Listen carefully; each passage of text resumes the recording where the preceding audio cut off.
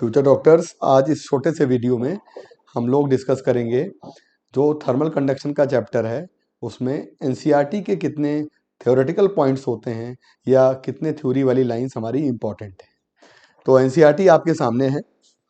बहुत छोटे से वीडियो में हम लोग एनसीईआरटी के सभी पॉइंट कंडक्शन से रिलेटेड कर लेंगे। बेटा, थर्मल कंडक्शन आपका पेज नंबर शुरू हुआ है, आपका page number physics second part और 11 फिजिक्स 290 पर। और 290 पर आपको थर्मल कंडक्शन यानी कि मोड ऑफ हीट ट्रांसफर में आपको बेटा एक डायग्राम यहाँ पे लिखा है। और ये डायग्राम जैसे आप समझ रहे हैं, इसमें तीनों प्रोसेस इन्होंने बताए। मतलब अगर मेटल में, सॉलिड में अगर हीट ट्रांसफर होता है तो कंडक्शन से होगा, और अगर हमारी कोई भी एयर हमारी या गैस हमारी वार्म होती है तो ये ऊपर की ओर उठती है तो ये कन्वेक्शन की वजह से। और इधर जो हमारा पार्ट है जिसमें हम जैसे मान लीजिए बैठकर हाथ सेकते हैं तो ये आपका रेडिएशन की वजह से होता है। तो अगर एक क्वेश्चन आ जाता है कि 1 मीटर कोई मान लीजिएगा अगर हमारी कैंडल है और कैंडल से मान लीजिएगा कैंडल है और कैंडल से हम लोग 1 मीटर ऊपर और 1 मीटर साइड में, 1 मीटर ऊपर 1 मीटर साइड में अगर हम लोग हॉटनेस चेक करें तो सबसे ज्यादा हॉटनेस टॉप पे रहेगी बिकॉज ऑफ कन्वेक्शन। बताते हैं कन्वेक्शन में क्या मैकेनिज्म है। सबसे पहले कंडक्शन को देखते हैं। थर्मल कंडक्शन आपका, जैसे कि आपको पढ़ाया गया है क्लासेस में, मैंने पढ़ाया है बेटा कि सॉलिड्स में थर्मल कंडक्शन की प्रोसेस होती है या हाईली डेंस लिक्विड्स में थर्मल कंडक्शन होता है। तो लिखा हुआ है conduction mechanism of heat transfer between the two adjacent part of body become their temperature difference, and suppose one end of the metal rod put in flame and other end of the rod will get soon, ये भी heat हो जाएगी। कभी कभी हम अपने घर में खाना पकाने वाले जितने भी यूटेंसिल्स होते हैं उनमें आपका जैसे करछुल होता है ना, ये गर्म हो जाता है। जैसे पुड़ियाँ बनाते हैं तो ये आगे जाके गर्म हो जाता है। ये किस वजह से हो रहा है? ये कंडक्शन की वजह से हो रहा है। मतलब कुकर का जो हैंडल है वो किस वजह से गर्म हो रहा है? कंडक्शन की वजह से हो रहा है। तो ये इसमें इंपॉर्टेंट पॉइंट है। देखो, इस वीडियो में आपको मैं मैकेनिज्म आपको मैंने सारी बताई हुई हैं क्लासेस में। वीडियो में हम बात करेंगे सिर्फ एनसीईआरटी के उन पॉइंट की जो पॉइंट हमारा इंपॉर्टेंट है। तो बच्चों, एक पॉइंट लिखा है कि gases are poor conductor, thermal conductor, then liquids. देखो, लिक्विड्स के लिए लिखा है have conductivity intermediate between solid and gases. जैसा हमें मालूम है solids are conducting but gases are poor conducting, और लिक्विड्स में कुछ कंडक्शन हो सकता है।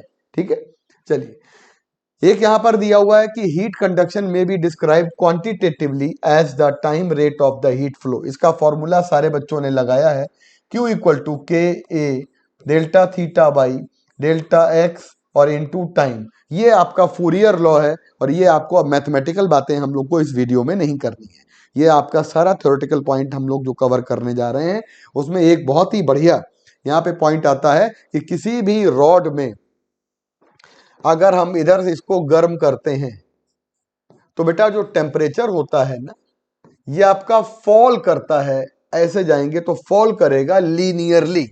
मतलब इसका टेम्परेचर मान लीजिए 100 डिग्री सेल्सियस है, इसका टेम्परेचर अगर 20 डिग्री सेल्सियस है तो लीनियरली फॉल करेगा। ये लाइन बड़ी इंपॉर्टेंट है, लीनियरली फॉल करेगा, यूनिफॉर्मली फॉल करेगा। और एक लाइन यहां लिखी है स्टेडी स्टेट में, यानी हम बात जब भी करेंगे थर्मल कंडक्शन के पूरे चैप्टर में तो स्टेडी स्टेट में बात करते हैं। क्या है स्टेडी स्टेट? उस कंडीशन पे यहां पर टेम्परेचर इसका 100 डिग्री पर फिक्स है, और इससे पहले की स्टेट जो होती है उसको कहते हैं वेरिएबल स्टेट। तो जस्ट थोड़ा सा आगे बढ़े तो वेरिएबल स्टेट जो होती है वो हमारी क्या होती है? जस्ट इसके ऊपर वाली स्टेट है, मतलब पहले वाली स्टेट है जिसमें टेम्परेचर हर क्रॉस सेक्शन का वेरी करता है। तो लिखा हुआ है, ये पॉइंट बड़ा इंपॉर्टेंट है। लीनियर वेरिएशन होता है। यहाँ पर रॉड को बनाकर दिखाया है एनसीईआरटी में, और ये आपको मैं पढ़ा चुका हूँ, सारे फॉर्मूले वगैरह बता चुका हूँ। इस कंडक्शन के फूरियर लॉ में जो आपका के होता है, ये के क्या है? के है क्या? एक्चुअली ये कोफिशिएंट ऑफ थर्मल कंडक्टिविटी है, और लिखा है कांस्टेंट। ये हमारा के जो है वो हमारा हर मटेरियल के लिए कांस्टेंट होता है, right? And the greater value of K for the material have more conducting जो हमारी ज्यादा कंडक्टिंग है वो हमारी के की वैल्यू ज्यादा होती है। और वेरियस सब्सटेंस के लिए जो लिस्ट दी गई है इस टेबल में कंडक्टिविटी दिखाई गई है, लेकिन इन्होंने ये बोला है कि दीज वैल्यूज, ये वाली वैल्यू स्लाइटली वेरी कर सकती हैं विद टेम्परेचर। मतलब कंडक्टिविटी हम कहते हैं मेटल्स के लिए क्या होती है, फिक्स होती है, लेकिन इन्होंने एनसीईआरटी में क्या लिखा है, they can very slightly with temperature variation. लिखा है नहीं लिखा है? तो अगर ये बात लिखी है और बाद में क्या लिखा है, but can be consider to be constant over a normal temperature range, यानी जो वैल्यू दी गई है ये नॉर्मल टेम्परेचर रेंज के लिए कांस्टेंट दी गई है। अगर सवाल बनता है हमारा कि नॉर्मल टेम्परेचर के अलावा कोई टेम्परेचर अगर वेरिएशन हो रहा है तो क्या हमारी कंडक्टिविटी ऑफ मेटल वेरी कर सकती है? एनसीईआरटी कहती है कि वेरी कर सकती है, बदल सकती है। बेटा compare the relatively large conductivity, तो गुड थर्मल कंडक्टर के लिए हमारी के की वैल्यू ज्यादा होगी और जो इंसुलेटर्स हैं उनकी के की वैल्यू कम होगी। तो के की वैल्यू ज्यादा है गुड कंडक्टर, के की वैल्यू लो है बैड कंडक्टर, इंसुलेटर। आपको पता है कि ग्लास वूल हमारी क्या है, ये वुड हमारा क्या है, ये बैड कंडक्टर है ना। और आपको पता है ये कुकिंग यूटेंसिल्स जो होते हैं, है ना, खाना पकाने के बर्तन जो होते हैं वो नीचे की तरफ कैसे होते हैं, नीचे की तरफ बेटा उनमें कॉपर लगा दिया जाता है, गुड कंडक्टर लगा दिया जाता है, ताकि आंच जो है वो हमारी जल्दी से कंडक्ट कर पाए, अंदर का खाना जल्दी पक पाए। तो ये लिखा हुआ है, ये कोटिंग इसीलिए की जाती है, बीइंग गुड कंडक्टर कॉपर हमारा इसीलिए ज्यादा इस्तेमाल होता है कुकिंग पॉट में नीचे की तरफ, ताकि यहां से गर्म करेंगे तो हीट आपकी कंडक्ट ज्यादा हो पाएगी, राइट। और बच्चों देखिए यहां पर एक बात यहां पर दी हुई है कि gases are poor conducting and low thermal conductivity होती है गैसेस की। और एक बात यहां पे लिखी है, houses made of concrete roof get very hot during the summer. जो हमारे पक्के घर होते हैं वो हमारे सर्दियों में गर्मियों में हमारे जल्दी से गर्म हो जाते हैं। क्यों? क्योंकि एक साफ साफ बात लिखी है, कंक्रीट जो हमारी है ये हमारी इसकी कंडक्टिविटी जो होती है ये मेटल से तो कम होती है बट लिटिल बिट, देखो मेटल से कम कंडक्टिविटी है तो गर्म हो जाएगी तो हीट रुकेगी ना। तो साफ साफ लिखा हुआ है therefore still not small small enough, बहुत ज्यादा कम नहीं है लेकिन स्मॉलर देन मेटल है, इसीलिए हमारे पक्के घर जो होते हैं वो ज्यादा गर्म हो जाते हैं। बेटा एक यहां पर बहुत इंपॉर्टेंट पॉइंट दिया है, देखो थ्योरी वाले पॉइंट पे डिस्कस करने जा रहे हैं हम लोग कन्वेक्शन का। कन्वेक्शन आपने पढ़ा है, तो कन्वेक्शन का प्रोसेस होता है केवल फ्लूइड्स में, और ये आपको क्लास में पढ़ाया जा चुका है बच्चों, केवल फ्लूइड्स में होता है। और याद रखिएगा कन्वेक्शन दो तरह से होता है, नेचुरल भी होता है और बेटा फोर्स्ड कन्वेक्शन भी होता है। नेचुरल एंड फोर्स कन्वेक्शन होता है। And it is very important कि ग्रेविटी प्ले इंपॉर्टेंट रोल किसमें, नेचुरल कन्वेक्शन में। नेचुरल कन्वेक्शन क्या होता है कि हम पानी को गर्म करते हैं, नीचे से हीट देते हैं, तो जो हमारे मॉलिक्यूल गर्म हो जाते हैं इनकी डेंसिटी घट जाती है, हल्के हो जाते हैं और ये ऊपर जाएंगे, और इनके कोल्ड मॉलिक्यूल इनकी जगह लेंगे, ये भारी है। भारी का मतलब ग्रेविटी ज्यादा है, इसलिए ग्रेविटी ज्यादा है तो वो नीचे आएंगे। नेचुरल कन्वेक्शन में इसको शेक नहीं करेंगे, तो इसको कहते हैं कि हम लोग नेचुरल कन्वेक्शन में ग्रेविटी का बहुत इंपॉर्टेंट रोल है।